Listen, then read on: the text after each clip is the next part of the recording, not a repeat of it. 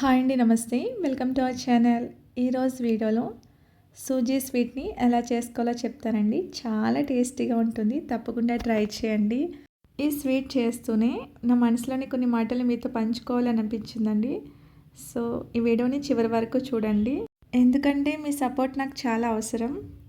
మీరు నా వీడియోస్ని చూడడం వినడం నాకు ఎంతో విలువైనవి. ముందుగా రెసిపీని ఎలా ప్రిపేర్ చేయాలో చూద్దామండి. ముందుగా ఒక బౌల్ పెట్టుకుని అందులో అరకప్పు వరకు సూజీ రవ్వ తీసుకోండి. వాటిని లో ఫ్లేమ్లో పెట్టి దోరగా వేయించుకోండి. ఓకేనా. నాకు వంట చేయడం అంటే చాలా ఇష్టం అండి. అది కూడా నేను మ్యారేజ్ అయిన తర్వాతే నేర్చుకున్నాను. బిఫోర్ మ్యారేజ్ ఆనియన్స్ కట్ చేయడం కూడా రాదండి. అలాంటిది ఒకవేళ ఏదైనా స్ట్రెస్ ఉంటే కూడా వంట మొదలు పెట్టాక అన్నీ మర్చిపోతానండి. ఈ విధంగా ఎవరైనా ఫీల్ అయ్యే వాళ్ళు ఉంటే ఖచ్చితంగా కమెంట్ చేయండి.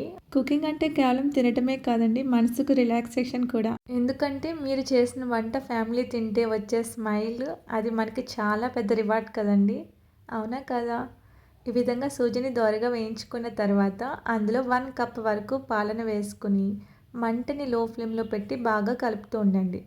నాన్ స్టాప్గా కలుపుతూ ఉండాలండి, దగ్గర పడే వరకును. ఓకేనా. నిజం చెప్పాలంటే ఫ్రెండ్స్, నేను యూట్యూబ్ మొదలుపెట్టేటప్పుడు చాలా డౌట్ ఉండేదండి. ఎవరైనా చూస్తారా, ఎవరైనా లైక్ చేస్తారా అని అనిపించేది.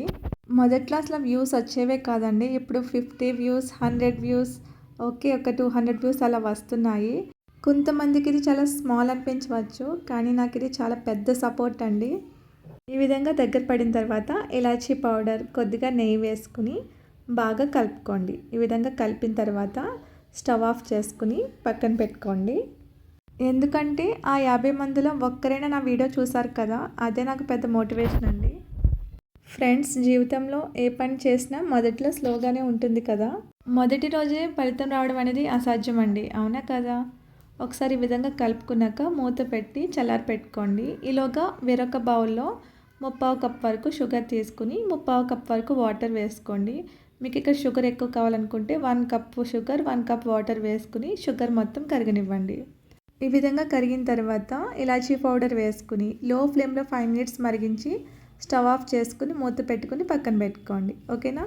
నేను కూడా ఇప్పుడు లో వ్యూస్లోనే ఉన్నానండి, కానీ కుకింగ్ వీడియోస్ చేయడం అనేది నా ప్యాషన్ అండి. అందుకే నేను వీడియోస్ ఆగకుండా చేస్తూనే ఉన్నాను. మీరు మీ జీవితంలో ఏ పని చేసినా వదిలేయకండి. స్మాల్ స్టెప్స్ వేసుకుంటూ ముందుకు వెళ్ళండి. కన్సిస్టెన్సీ ఉంటే, ఓర్పు ఉంటే విజయాన్ని ఎవరూ ఆపలేరు కదా అండి. ఎవరైనా కొత్తగా యూట్యూబ్ స్టార్ట్ చేసిన వాళ్ళు ఉంటే వ్యూస్ రావట్లేదు, టైం వేస్ట్, ఇంకా వీడియోస్ పెట్టక్కర్లేదు అని అనుకుని అస్సలు స్కిప్ చేయొద్దండి. ఖచ్చితంగా వీడియోస్ పెడుతూ ఉండండి.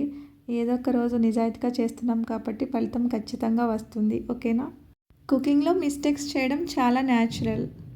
ఒకసారి ఎక్కువ ఉప్పు వేసినా, ఒకసారి ఎక్కువ కారం వేసినా అది మనకు నెక్స్ట్ టైం బాగా నేర్పిస్తుంది.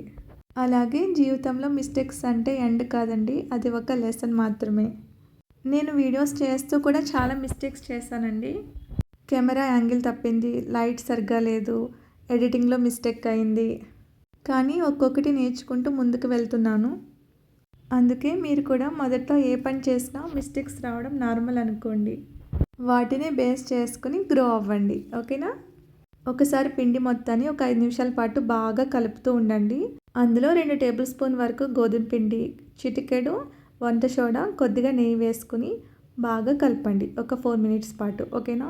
ఇక్కడ నేను పిండి వేయడం స్కిప్ అయిందండి, పిండి అయితే వేసాను. ఖచ్చితంగా పిండి అనేది వేసుకోవాలండి. పిండి వేయకుండా కనుక వేస్తే కనుక ఆయిల్లో విరిగిపోతాయి అన్నమాట. ఇలా వేసిన తర్వాత ఈ పిండి మొత్తాన్ని బాగా కలపాలండి. ఒక 5 మినిట్స్ పాటు బాగా కలుపుతూ ఉండాలన్నమాట.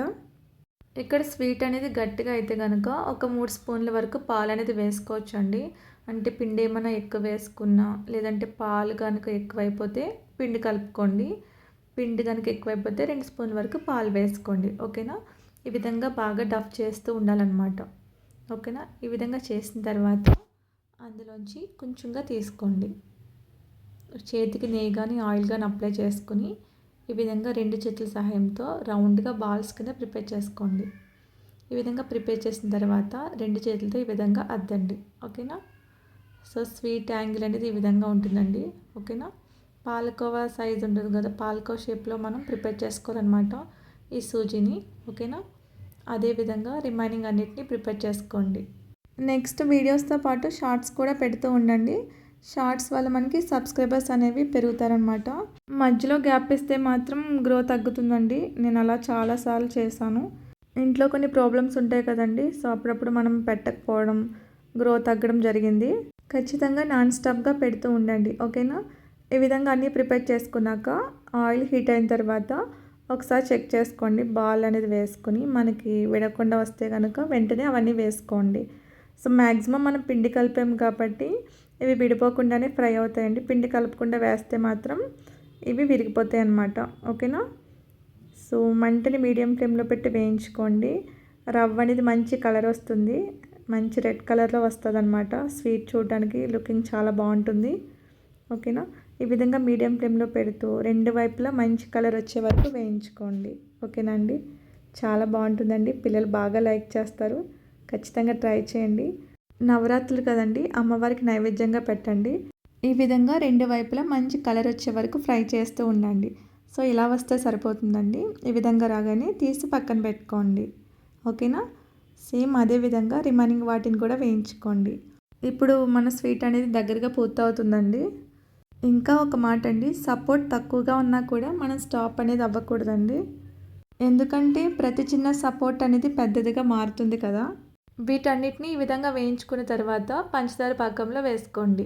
పాకం అనేది గోరువెచ్చగా ఉండాలండి. ఒకవేళ మీకు అప్పుడు కూల్ అయిపోతే కనుక స్టవ్ ఆన్ చేసుకుని ఒక 5 మినిట్స్ పాటు బాయిల్ చేయండి, ఓకేనా. ఈ విధంగా అన్నీ వేసుకుని రెండు వైపులా తిప్పుకుంటూ మూత పెట్టుకుని ఒక 1/2 అవర్ పాటు పక్కన పెట్టుకోండి, ఓకేనా. సరే ఫ్రెండ్స్, మన స్వీట్ అనేది రెడీ అయిపోయింది. వీడియో నచ్చితే తప్పకుండా లైక్ చేయండి. మీ అభిప్రాయాలు అనేవి కమెంట్లో రాయండి. సబ్స్క్రైబ్ చేసి మీ ఫ్రెండ్స్ ఫ్యామిలీతో షేర్ చేయండి, ఓకేనా. థ్యాంక్ యూ ఫ్రెండ్స్, మీరు ఇచ్చే సపోర్ట్ అనేది నాకు చాలా అమూల్యం.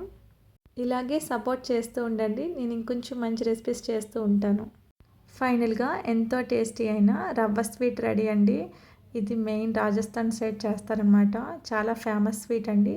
చాలా టేస్టీగా ఉంటుంది, పిల్లలు కూడా చాలా ఇష్టంగా తింటారు. ఇక్కడ పంచదార ప్లేస్లో బెల్లం కూడా యూస్ చేసి చేయొచ్చండి. సో అలా కూడా ట్రై చేయొచ్చు. బట్ ఈ స్వీట్ అనేది ఎక్కువగా పంచదారతోనే చేస్తారు కాబట్టి నేను అలాగే చేసి చూపించాను. మీరు కూడా ట్రై చేయండి, చాలా బాగుంటుంది. అప్పటికప్పుడు గులాబ్ జామ్ తినాలనిపిస్తే కనుక ఈ స్వీట్ని ట్రై చేయండి. సేమ్ మనకి అదే టేస్ట్ వస్తుందన్నమాట. ఈ స్వీట్ని నవరాత్రులు అమ్మవారికి నైవేద్యంగా కూడా పెట్టచ్చండి. అంతేకాకుండా దివాళీకి కూడా ఈ స్వీట్ని ట్రై చేయొచ్చు. చాలా ఫాస్ట్గా అయిపోతుంది. లక్ష్మీదేవికి నైవేద్యంగా పెట్టచ్చు. ఖచ్చితంగా ట్రై చేయండి. వీడియో నచ్చితే లైక్ చేయండి. Thank you.